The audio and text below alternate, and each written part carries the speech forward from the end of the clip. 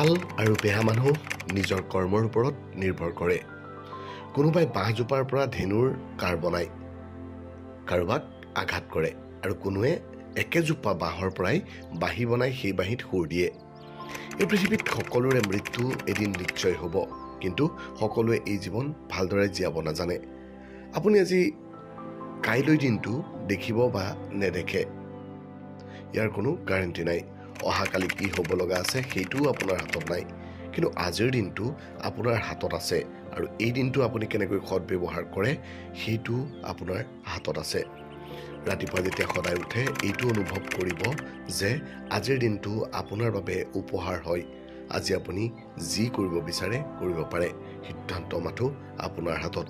যদি বিচাৰে আপুনি একো ডাঙৰ নকৰিব, আনৰ দৰে সাধাৰণ জীৱন জীয়াব, কিবা ডাঙৰ সফলতাৰ সপোন নেদেখিব, যিমান আছে সিমানতে সপোন নেদেখিব, কিন্তু পিছত আনৰ সফলতা দেখি চকু পানী নটুকিব।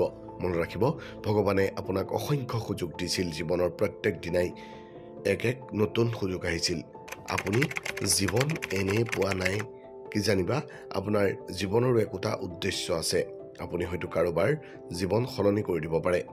আপুনি নিজৰ সপোনবোৰ পূৰণ কৰক, কিবা ডাঙৰ কাম কৰক, কিবা এটা এনেকুৱা কৰক যাতে আপুনি মৃত্যুৰ পিছতো আনৰ বাবে আদৰ্শ হৈ ৰয়। যেতিয়ালৈকে আপুনি আপোনাৰ সমস্যাৰ বাবে আনক জগৰীয়া বুলি ভাবি থাকিব, তেতিয়ালৈকে আপুনি আপোনাৰ সমস্যাবোৰ আঁতৰাব নোৱাৰে।